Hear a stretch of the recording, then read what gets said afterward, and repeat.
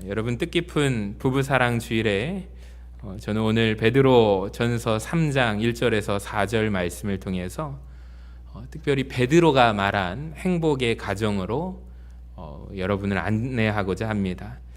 12제자 중에 유일하게 결혼을 했던 제자가 베드로 제자입니다.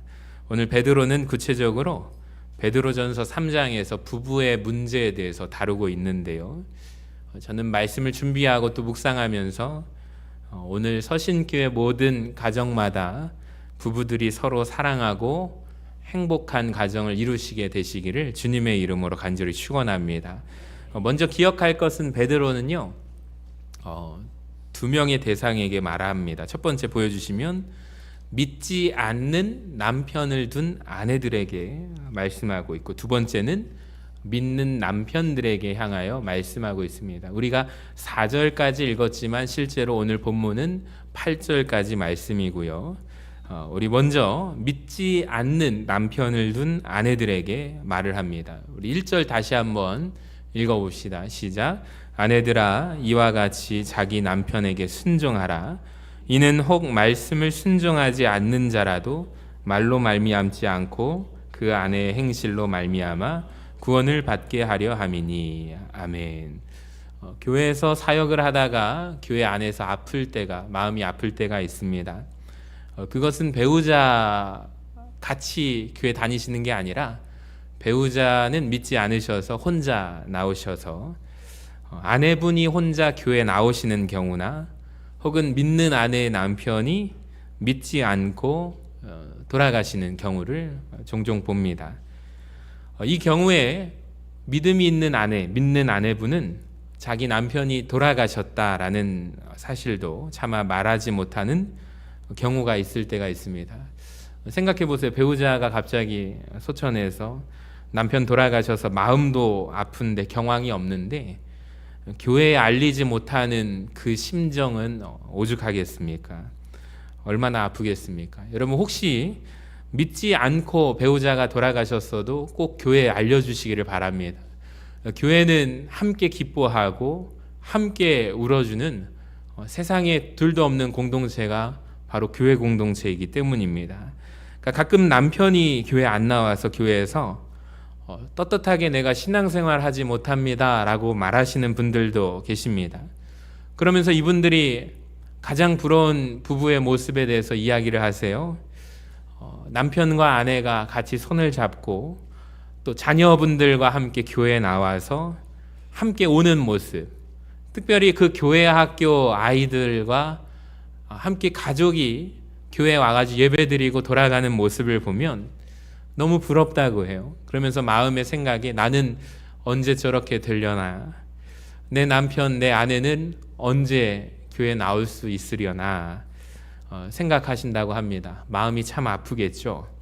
네, 여러분 얼마 전에 우리 어제 중고등부 학생들이 예수병원 맞은편에 기독교 기념관을 다녀왔는데 9시 20분까지 오면 설명을 해주신다고 하셔서 우리 학생들이 일찍 일어나서 선생님들과 함께 설명을 듣고 왔어요. 그러니까 전주 땅에 복음이 전해지기까지 순교자들이 있었고 선교사들이 와서 열심히 복음을 전해서 우리가 이 자리에 있다는 것을 학생들이 알게 되었습니다. 그러니까 즉 여러분 140년 밖에 안 되거든요. 한국의 기독교가 전파된 연도가. 그러니까 대한민국이라는 나라, 이 땅 조선은 본디 이 나라에 믿는 사람들이 아무도 없었습니다. 그러니까 우리가 먼저 믿었다면 하나님의 은혜일 것입니다. 그러니까 혹시 믿지 않는 분들이 가정 가운데 계시다면, 가족들이 있다면 저는 기회라고 생각해요. 하나님이 주신 기회라고 생각합니다. 왜냐하면 하나님은 모든 영혼들이, 모든 사람들이 구원받기를 원하시기 때문입니다. 자, 그러면 여러분 질문 한번 드려볼게요. 믿지 않는 남편이 있습니다. 믿지 않는 남편의 가장 적합한 전도자는 누구일까요? 간단합니다. 같이 살고 있는 배우자, 아내가 제일 좋은 전도자입니다. 자, 왜 아내가 가장 적합한 전도자일까요? 무엇보다 남편과 아내는 같은 운명을 같이 합니다. 고린도후서 6장 14절은 그것을 뭐라고 표현하냐면 멍에를 같이 맨다라고 합니다. 너희는 믿지 않는 자와 멍에를 함께 매지 말라. 멍에를 함께 맨다라는 개념을 이해하기 위해서 그림을 한번 보여주시면 소에다가 목에다가 나무를 씌워서 멍에를 씌웁니다. 그러면 이 소가 끌고 갈 때 쟁기를 끌고 가거나 수레를 끌고 가는 것이 소에게 씌운 멍에입니다. 그런데 여러분, 우리나라는 소 한 마리로도 쟁기질을 하잖아요. 근데 이스라엘이라는 땅을 이해하기 위해서는 이 토양은 척박한 땅이기 때문에 소 한 마리로 쟁기를 가는 경우는 거의 없다고 그래요. 그러니까 보통 소 두 마리 이상 짝을 지워서 함께 끌어가야 쟁기질을 한다고 합니다. 엘리야 선지자를 만났던 엘리사가 12겨리의 소를 끌고 밭을 갈지 않습니까? 마찬가지입니다. 두 마리의 소가 한 멍에를 메고 밭을 가는 것처럼 부부의 모습이 이와 같다라는 것입니다. 인생이라는 멍에를 함께 짊어지고 있는 사람이 부부라는 거예요. 남편과 아내가 같이 걸어갑니다. 여러분 생각해 보세요. 멍에로 하나로 묶여졌는데 소는 둘이니 어떻게 해야 할까요? 같은 방향, 마음이 맞아야겠죠. 소도 마찬가지고 가정에서 남편과 아내도 마찬가지 아닐까요? 마음이 맞지 않는다면 멍에를 함께 지고 인생이라는 멍에를 지고 살아갈 텐데 걸음걸이가 같지 않다면, 방향이 같지 않다면 어떻게 될까요? 넘어지게 됩니다. 예전에 그 유치원 아이들 부모들이 가가지고 체육대회 할 때 아이들 체육대회인 줄 알고 갔더니 부모 체육대회더라고요. 그래서 2인 삼각이라는 경기를 했는데 저희 팀 중에 의욕이 열심이었던 아빠 한 분이 계세요. 그래서 1등 합시다, 1등 합시다 그러시더니 같이 달렸는데 발을 맞춰야 되는데 자기 혼자 막 그 발을 맞추어 가면서 우리는 처음 봤잖아요. 서로 친하지도 않는데 발을 보면서 맞춰가야 되는데 앞에 분들 옆에 조가 막 치고 나가니까 갑자기 다급해져 가지고 자기가 막 끌고 가니까 우리 조가 전체가 넘어져 가지고 땅바닥에 내동댕이 친 적이 있어요. 집에 와서 보니까 무릎이 막 까지고 멍들었더라고요. 제가 느낀 게 있어요. 의욕만 앞서면 안 되는구나. 마음이 맞아야 하나 둘 하면서 가는데 끝나고 나니까 그 아버지가 얘기하시더라고요. 우리 조는 왜 이렇게 못하냐고. 당연하죠. 마음이 하나가 되지 않았으니까 우리는 넘어졌잖아요. 그래서 말도 못하고 그냥 왔던 기억이 있는데 마찬가지입니다. 그 인생이라는 멍에를 지고 부부가 살아갈 때 믿음이 다르다면 부부마저 생각하는 게 다르겠죠. 가치관이 다르겠죠. 넘어질 수밖에 없는 거예요. 그러니까 부부는 같은 신앙, 같은 가치, 같은 하나님을 믿어야 할 줄로 믿습니다. 크게 아멘 하시기를 바랍니다. 그래서 아내가 남편을 하나님께 인도하기 위해서는 몇 가지를 기억해야 되는데 베드로 사도가 우리에게 강조하고 있는 것이 있어요. 첫 번째로 같이 읽어봅시다. 시작. 남편에게 복종해야 합니다. 오늘날 이 복종해라 라는 말을 하면 오늘날 현대인들은 싫어합니다. 왜 그럴까요? 여자라든지 남자라든지 다 부모의 사랑을 받고 귀하게 컸기 때문입니다. 그러니까 왜 여자만 남자에게 복종해야 하는가? 아마 여자들은 불평이 많을 것입니다. 저도 오늘 아침에 집에 가서 오늘 말씀을 묵상하면서 사모를 보면서 복종해라 이 한마디 하니까 갑자기 화가 욱 났는지 이렇게 해서 제가 쉿 하고 그냥 왔어요. 그래서 말씀이니까, 하나님의 말씀이니까 복종해라 했는데 참 1년에 한 번 이렇게 놀려먹을 수가 있습니다. 여러분, 왜 여자만 남자에게 복종해야 할까요? 불평이 많을 것입니다. 그런데 성경이 복종하라 라고 하는 것은 남자가 우월하고 여자가 열등하기 때문이 아닙니다. 이것은 창조의 질서 때문에 그런데요. 하나님은 이를 위하여 남자와 여자에게 각각 은혜를 주셨습니다. 그러니까 남자에게는 다스림의 은혜를 주시고 여자에게는 섬김의 은혜를 주셨습니다. 제가 해마다 이 부분을 가지고 강조를 많이 했기 때문에 오늘은 그 다음으로 넘어가겠습니다. 두 번째 같이 베드로가 우리에게 뭐라고 하느냐. 시작. 남편에게 말이 아닌 행실로 모범을 보여야 합니다. 자, 3장 1절을 보세요. 말로 말미암지 않고 그 아내의 행실로 말미암아 구원을 받게 하려 함이니. 그러니까 여러분, 믿는 아내들이 실수하기 쉬운 것이 무엇이냐면 자칫 말만 하고요, 행실의 본을 모범으로 보이지 않기 때문입니다. 여러분 기억하세요. 아내분들, 남편들이 감동받는 것은 아내의 말이 아닙니다. 베드로전서 3장 2절을 한번 같이 읽어봅시다. 시작. 너희의 두려워하며 정결한 행실을 봄이라. 자, 여기에서 봄이라, 보다라는 단어가 나오는데 힐끗 보는 게 아니라 예의주시하게 본다라는 것입니다. 그러니까 믿지 않는 남편들이 믿는 아내들의 무엇을 보는가? 말을 예의주시하고 보는 것이 아니라 아내의 행동, 아내의 정결한 행실을 본다는 것이죠. 그러니까 아무리 믿음이 좋은 아내가 남편 무시하고 함부로 대할 때 그 아내를 따라서 교회에 오는 경우는 여러분 거의 없습니다. 꼭 기억하세요.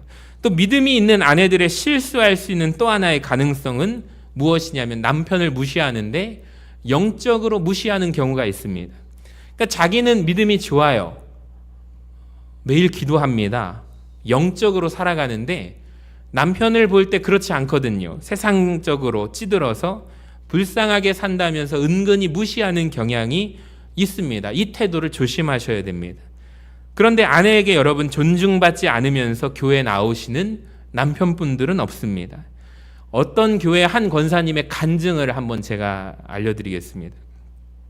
이 권사님 남편이 돈을 아주 잘 버는 어느 중소기업의 사장님이시라고 합니다. 근데 교회는 안 가고 이 남편이 허구한 날 이제 접대를 하다 보니까 약속에 항상 밤 10시 이후에 술에 취해서 집에 들어옵니다. 이 권사님이 남편을 잔소리를 하다가 지쳐서 어느덧 권사님 마음속에 무시하는 마음까지 생겨났어요. 나는 매일매일 기도하고 살아가는데 저 인간은 밤낮 술만 마시고 사니 마귀가 따로 없다라고 말하는 말까지 하고요. 그러다 보니까 마음속에 무시하면서 자녀들 앞에서도 자기 배우자를 무시하기 시작합니다. 아빠를 무시합니다. 함부로 대합니다. 자, 그러다가 이 아내 권사님이 어떤 일이 있어서 남편 직장에 갔다고 합니다. 그래서 남편 회사에 가서 소파에 앉아 있는데 똑똑 문을 두드리고 부장님 한 분이 들어오더니 90도로 사장님께 자기 남편에게 인사를 하더니 결제 서류를 내밀더라는 것입니다. 또 한참 있다가 비서가 들어와서 차를 가지고 오는데 사장님 차 한 잔 드시겠습니까? 하면서 마치 그 모습이 조선시대 왕 앞에 찾아오는 무수리처럼 고개를 푹 숙이고 극진하게 대접을 하더랍니다. 그래서 권사님이 충격을 받았어요. 그리고 회의하는 모습을 보았는데 중소기업이잖아요. 남편이 들어가자 마치 이 북한의 김정은이 들어오듯이 다들 고개를 숙입니다. 권사님이 충격을 받았습니다. 아니, 우리 남편이 직장에서 회사에서 이렇게 존경받는 사람이었구나.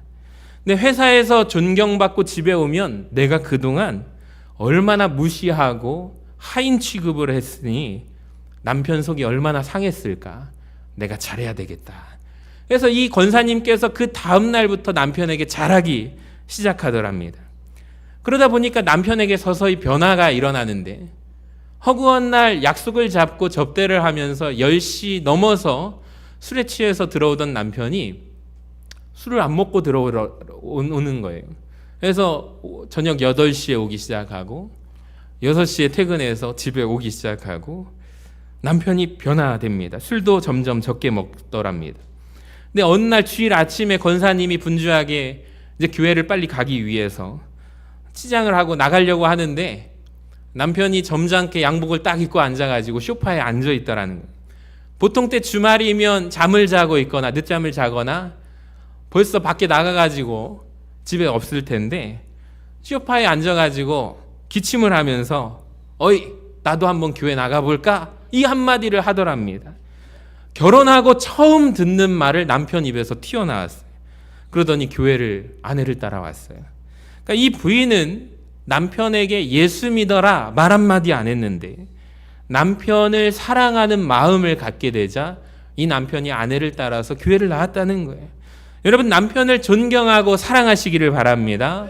그때부터 마음이 움직입니다. 우리 서영 권사님 아멘을 세게 하셔서 오해받겠습니다.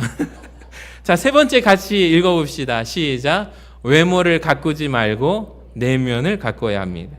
우리 3절과 4절을 보세요. 너희의 단장은 머리를 꾸미고 금을 차고 아름다운 옷을 입는 외모로 하지 말고 오직 마음에 숨은 사람을 온유하고 안정한 심령에 썩지 아니할 것으로 하라.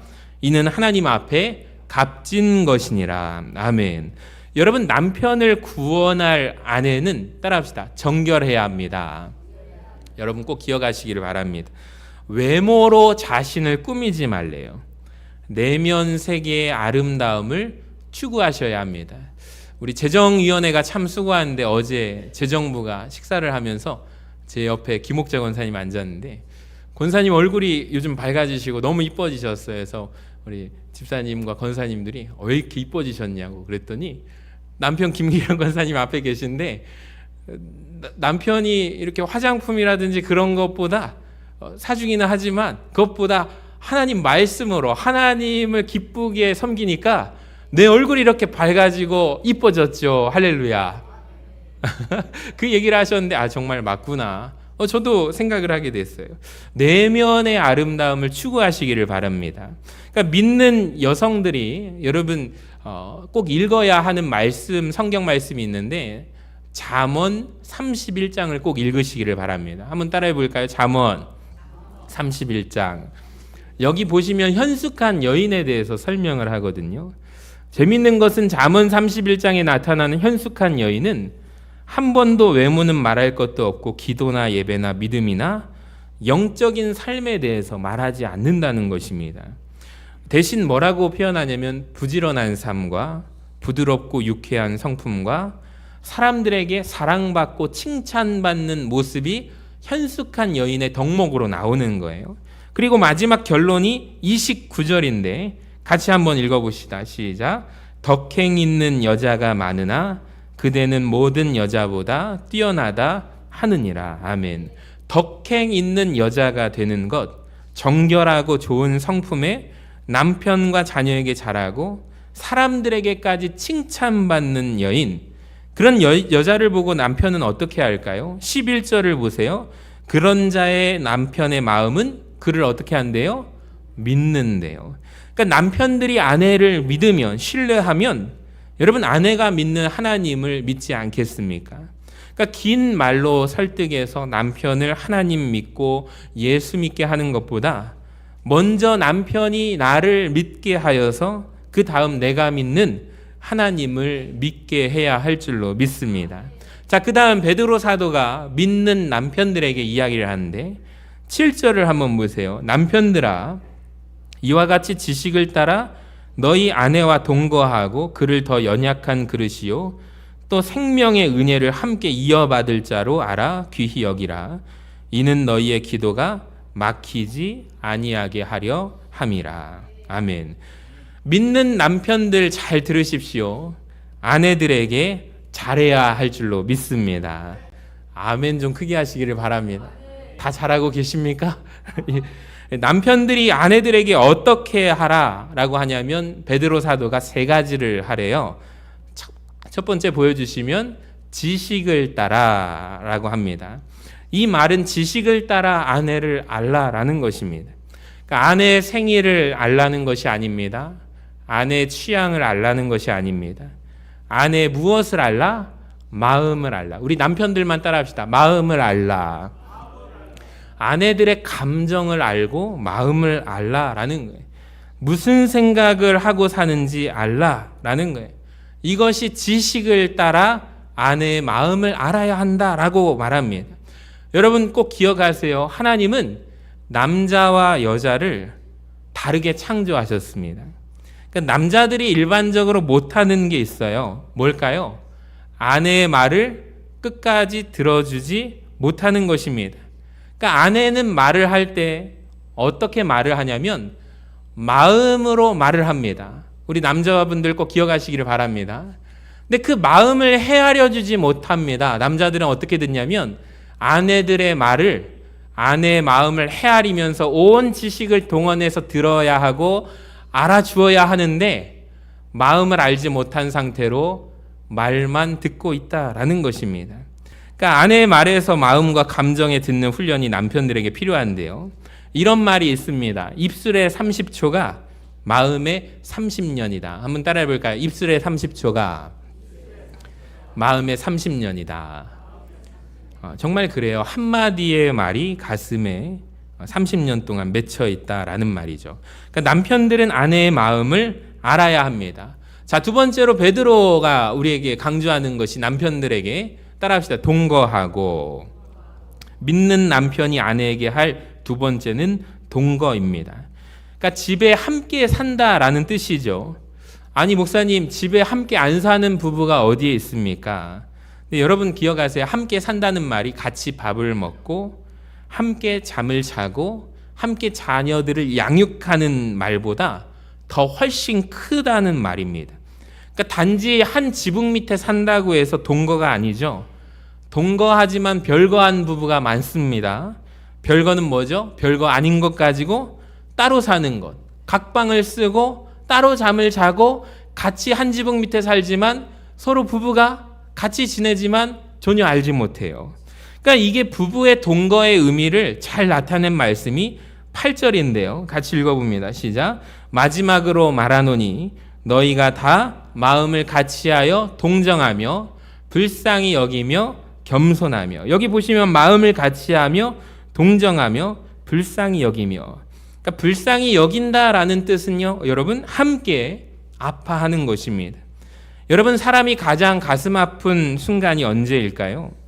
어릴 때는 내 부모가 돌아가시는 것. 그게 참 슬프죠. 그런데 또 부모에게 자녀가 아파서 일찍 죽을 때가 참 슬픕니다. 근데 결혼한 부부에게는 가장 가슴 아픈 게 뭐냐면 배우자가, 남편이나 아내가 아파서 먼저 죽게 될 때입니다. 영국에서 영성가 C.S. 루이스라는 분이 계십니다. 이분이 돌아가셨습니다만 이 책을 소개해드립니다. 헤아려 본 슬픔이라는 책이 있는데요. 자기 아내의 죽음에 대해서 슬퍼하시면서 쓴 책이에요. 이 C.S. 루이스는 오랜 시간 동안 결혼하지 않았습니다. 그러다가 아내 헬렌 조이 그레셈을 만나서 59세의 나이로 결혼을 하게 되었어요. 참 늦은 나이에 결혼했죠. 그러니까 결혼할 때 아내 그레셈은 암으로 투병 중이었습니다. 그러니까 C.S. 루이스가 아내가 암 환자라는 것을 알고 결혼한 거예요. 자, 그러다가 결혼해서 2년에서 3년 정도 지났을 때 아내가 죽게 됩니다. 그러니까 아내가 아픈 것도 알았습니다. 아내가 결혼해서 오래 살지 못할 것이라는 것도 알았습니다. 그런데 막상 아내가 죽게 되자 그렇게 허전하고 슬플 수가 없대요. 자, 어느 정도로 슬펐는가? 이분이 이 책에서 이런 말을 남겨요. 하나님이 과연 살아계시는가 의심할 정도로 슬펐대요. 그때 심정을 하나님은 어디 계시는가 믿었던 하나님마저 나를 버리고 멀리 떠나갔다. 하나님이 내 면전에서 문을 쾅 닫고 나가버렸다. 배우자의 부재 속에 이분이 경험한 것을 쓴 거예요. 그리고 낙심하고 슬퍼하다가 중요한 사실 하나를 깨달았어요. 사별은 결혼한 두 사람 사이의 단절이 아니요, 마치 신혼여행이 그 단계 중 하나이듯이 정상적인 결혼 단계 중에 하나다. 우리는 그 단계까지 결혼 생활을 충실히 잘 살아야 한다라고 말합니다. 그러니까 사별은 부부관계가 끝났다는 것이 아니라 거기까지가 부부관계라는 것이죠. 그러면서 이렇게 고백을 합니다. 부부는 사별까지, 죽음의 이별까지 함께 간다라는 것입니다. 여러분도 마찬가지일 거예요. 배우자를 보면서, 특별히 아픈 아내를 보면서 나 때문이다 라고 자책하신 적이 있으십니까? 아픈 남편을 보면서 아내들이요 가슴 아파서 울어본 적이 있으십니까? 그러니까 배우자가 아파서 병들어서 누우면 사실 모든 행복이 다 사라집니다. 어렵고 힘들죠. 근데 그 어렵고 힘든 순간에 같이 이겨내고 같이 그 기간을 통하여 병상 중에 있는 남편이라든지 아내가 서로 위로를 받게 되고 힘을 얻게 됩니다. 여러분, 불확실한 미래를 보고 현재를 희생시키지 마시고 지금 내 곁에 있는 남편과 아내를 더욱더 돌보시고 사랑하시는 우리 모든 가정들이 되시기를 바랍니다. 자, 마지막으로 셋째 같이 읽어볼까요? 시작. 생명의 은혜를 함께 이어받을 자. 그러니까 부부의 신비는 무엇이냐면 이 세상의 인연으로 끝나지 않는다는 거예요. 인연이 죽음 이후까지 이어집니다. 성경은 그것을 7절에 생명의 은혜를 이어받을 자라고 합니다. 여러분 생각해 보세요. 이 세상에서 유일하게 무덤에 함께 들어가는 사람들이 부부입니다. 아무리 부모가 가까울지라도 부모와 합장하는 사람은 없습니다. 그런데 부부는 남남인데 한 무덤 속으로 들어가지 않습니까?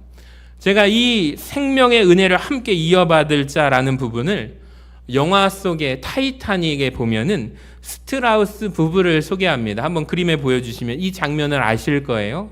한 노부부가 배가 가라앉아 죽는 상황 속에 모든 사람들이 이제 선원들이 보트에 올라서 구명정에 타게 되죠. 그때 선원들이 이런 말을 합니다. 남편들에게 아이들과 노약자, 여성분들 먼저 이 구명정 보트에 오르십시오라고 말합니다. 여러분 그 장면을 기억을 하실 겁니다. 이 스트라우스 부부도 남편은 구명정에 타지 못하는 상황에서 아내를 바라보면서 당신이라도 빨리 가서 살아라. 나도 다른 보트를 찾아서 타고 당신을 뒤따라가겠다. 혹 내가 못 가더라도 걱정하지 말아라. 당신은 가서 살아라. 라고 얘기를 합니다. 아내가 그때 구명정 속에서 남편 눈빛을 그윽하게 쳐다보더니 다른 사람에게 양보하고 구명정 보트에서 내리게 됩니다. 남편과 함께 있게 됩니다. 그리고 뭐라고 하냐면 아니요, 나는 보트에 타지 않을 겁니다. 당신과 나는 행복한 시간을 보냈습니다. 이제 우리는 늙었고 나는 당신을 떠나고 싶지 않습니다. 당신이 어디로 가든 나는 당신과 함께 하겠습니다. 이 부부는 꼭 손을 잡고 실제로 사진 한번 보여주시면 이 부부가 그 다음 사진이요, 물속에서 사라지게 되었습니다. 저는 이것이 생명의 은혜를 받은 자라고 생각합니다. 죽음이 우리를 갈라놓을 때까지 우리는 함께 한 자라는 거예요. 우리 5월 달을 처음 시작하면서 제가 우리 서신교회 부부들에게 숙제를 내드렸어요. 부부 셀카 사진을 찍어주세요. 여러분 기억하십니까? 그랬더니 목사님, 저는 남편 먼저 천국 보내고 그럼 저는 서운하지 않겠습니까? 라고 하니까 제가 그때 생각해서 그럼 가족 사진도 같이 받겠습니다 라고 광고를 해서 홍보를 했습니다. 많은 분들이 보내주셔서 저하고 전도사님께 보내주셔서 우리 1층에 올라오실 때 사진을 출력해서 제가 프린트를 해놓았습니다. 그래서 1층에 보시면 부부 사진들을 보면서 제가 느낀 게 있어요. 참 너무 아름답고 흐뭇하고 기쁘더라고요. 오늘 가셔서 시간 되시면 6월이 가기 전에 다시 한번 찍어서 보내주시면 게시하도록 하겠습니다. 그래서 볼 때마다 흐뭇하고 이게 참 좋은 교육 자료가 되는 것 같아요. 왜 그러냐면 우리 청년들과 우리 다음 세대 어린아이, 중고등학생들, 유치부 어린이들까지 보면서 우리 가정만 행복한 줄 알았더니 우리 교회 안에 있는 모든 가정들이 행복한 가정이네. 할렐루야. 여러분, 그래서 모든 가정들이 행복하고 부부가 아름답게 신앙생활하는 이 모습을 통해서 우리 다음 세대의 믿음의 가정을 이루어 가기를 간절히 소망합니다. 여러분, 이 아름다운 가정의 날에 하나님께서 축복하시는 가정, 아름다운 부부가 되시기를 주님의 이름으로 간절히 축원합니다.